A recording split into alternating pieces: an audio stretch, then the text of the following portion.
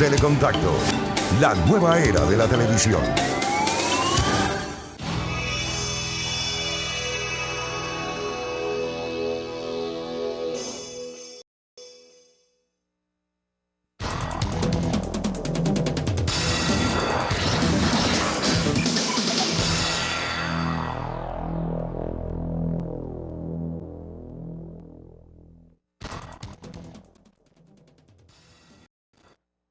La justicia engrandece a la nación, mas el pecado es afrenta de las naciones.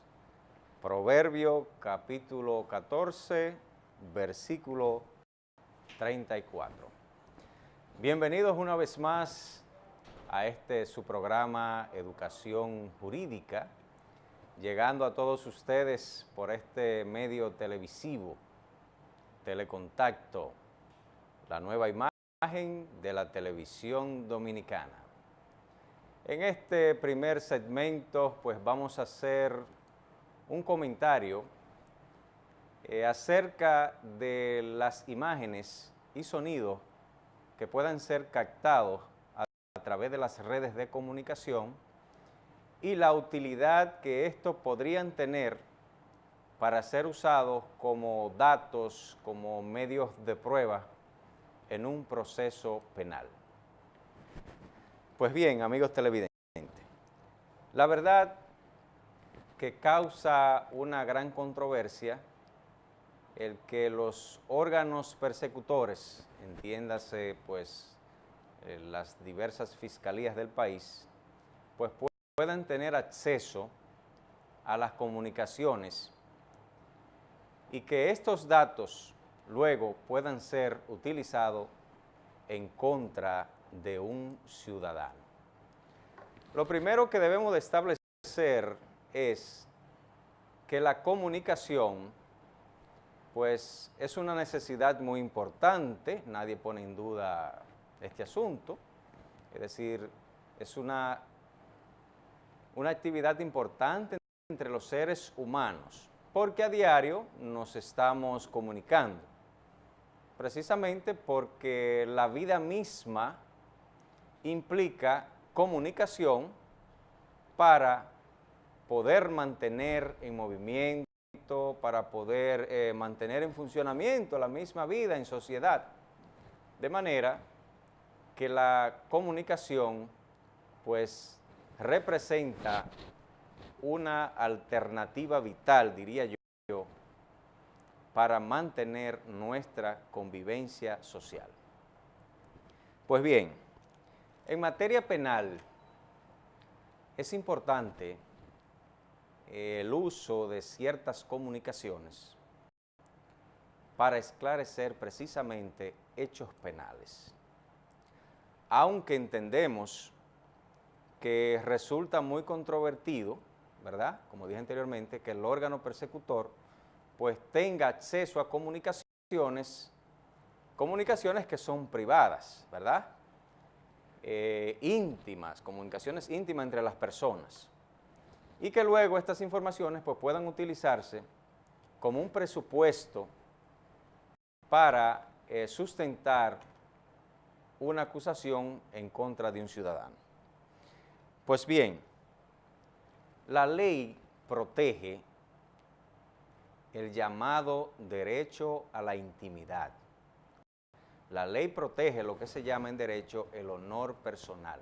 O sea, que las comunicaciones, las conversaciones que usted realiza mediante su teléfono u otros medios electrónicos podrían ser, están protegidos por el derecho a la intimidad, ya que nuestra propia Constitución, es decir, la Constitución de la República, pues garantiza la no injerencia en la vida privada y la correspondencia que puedan mantener las personas, los ciudadanos. En su artículo 44, nuestra Constitución establece que se reconoce la inviolabilidad de la correspondencia, pero también se reconoce la inviolabilidad de documentos, mensajes privados, en forma ya sea físico o digital o electrónico. Eso lo establece la Constitución de la República en su artículo 44. Aunque, claro está, que toda regla tiene su excepción, porque si bien es cierto que nuestra Constitución de la República protege el secreto a la correspondencia, no es menos cierto que es la misma Constitución, oigan bien, la misma Constitución y en el mismo artículo 44 que establece que esa correspondencia puede ser ocupada, puede ser interceptada cuando se cuenta con una orden judicial competente y que ordene esa interceptación. De manera que cuando el fiscal o representante del Ministerio Público está provisto de una orden judicial competente, entonces puede perfectamente interceptar la correspondencia y utilizarla para los fines correspondientes. Por otro lado, y haciendo énfasis en las garantías y derechos que tienen los ciudadanos, es decir, de protegerse el secreto de sus correspondencias, los diferentes tratados internacionales, de los cuales la República Dominicana también es signataria, es decir, que forma parte de esos tratados, pues también protegen ese derecho a la intimidad y al honor personal de los individuos. Nuestro Código Procesal Penal, en su artículo 192, pues se refiere a la interceptación de telecomunicaciones y establece de forma expresa esa norma que se requiere autorización judicial para la interceptación, para la captación, la grabación de las comunicaciones, pero no solo comunicaciones, sino mensajes, datos, imágenes o sonidos que puedan ser transmitidas, dice esa norma, a través de las redes públicas o privadas. Eso lo establece el artículo 192 del Código Procesal Penal. Ahora bien, una vez que el fiscal obtiene una orden judicial y que le autoriza a interceptar una comunicación, éste puede ejecutarla con la salvedad de considerar un plazo prudente para su ejecución. O sea, que se le otorga un plazo conjuntamente con esa orden. Generalmente el fiscal tiene un plazo de 30 días para ejecutar esa orden, ¿verdad? Aunque este plazo podría estar condicionado a discreción del juez, ¿verdad? El juez va a evaluar si corresponde o no dar esa orden de interceptación, pero generalmente son 30 días y hay que ejecutarla en ese plazo. Porque el legislador, yo diría que fue severo con el plazo de la ejecución de la orden de interceptación, porque como esta alternativa, es decir, la de ver las comunicaciones secretas, que son íntimas, dice la Constitución, esta es una alternativa que tiene, yo diría, un carácter excepcional, porque estaríamos invadiendo un espacio privado que por disposición de nuestra propia Constitución y los tratados internacionales, ese derecho está protegido, porque eso es lo que dice en principio. Pero el legislador previó excepciones cuando esta alternativa pues sea útil para resolver un proceso penal o un caso, ¿verdad? Pues bien, el fiscal tiene 30 días para hacer uso de esa orden. Si dejamos pasar esos 30 días, entonces tenemos que dirigirnos nuevamente al juez de instrucción para renovar dicha orden. Claro está que el juez no te va a dar una sentencia así por así. Usted tiene que expresar los motivos por los cuales pues queremos interceptar esa comunicación. O sea, hay que motivar esa instancia. Por otro lado, la interceptación de comunicaciones mediante una orden judicial no aplica para todos los tipos penales. O sea, no es que usted ponga una denuncia por amenaza y yo de buenas a primeras voy a pedir una orden de interceptación de su comunicación, de su teléfono.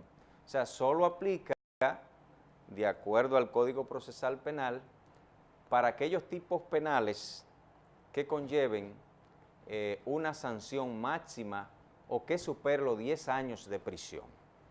¿Por qué mencioné la amenaza? Porque generalmente es un tipo penal que no supera los 10 años, la estafa tampoco, el abuso de confianza tampoco, pero hay otros tipos penales como robo agravado, homicidio, entre otros, secuestro, donde sí se supera la cuantía de esta pena expresada en el Código Procesal Penal y por lo tanto esta norma, es decir, el 192, condiciona a utilizar esta alternativa que debe ser en principio excepcional, como lo dije anteriormente, porque es un principio que está consagrado en la Constitución de la República y los tratados internacionales, como es el derecho al honor personal y a la intimidad.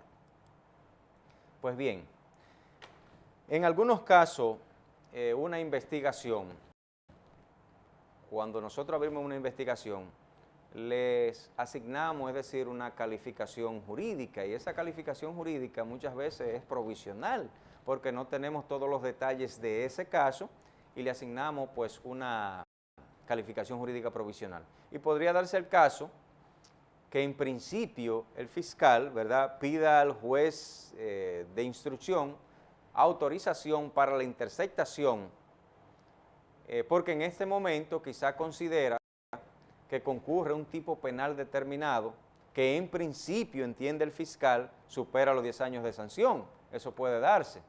Pero si después de la investigación, ¿verdad?, quizá los datos que arroja esa investigación arroja que el hecho investigado no corresponda a un tipo penal que supere los 10 años, entonces el fiscal, al presentar su acusación, si se da este caso, no podría hacer uso de esas interceptaciones de correspondencia, porque de hacerlo, entonces estaría violando precisamente el artículo 192 del Código Procesal Penal. En nuestro país, República Dominicana, han aumentado en los tiempos actuales los delitos relacionados con la sustracción, es decir, los robos agravados, robo con violencia y con arma, y cada día, créanme, que se hace más necesario la interceptación de comunicaciones con el fin de culminar, diría yo, investigaciones relacionadas con los mismos. O sea, que no la utilizamos solo porque queremos inmiscuirnos en su vida personal ni en su intimidad, pero hay casos especiales que para poder resolverlo y para poder precisamente proteger a la ciudadanía, debemos de hacer una excepción y tomar injerencia en las intimidades de la persona, pero por el bien general de la nación. Hasta aquí, amigos televidentes, el final pues del primer segmento. Manténganse con nosotros, que volveremos en breve con un segundo segmento.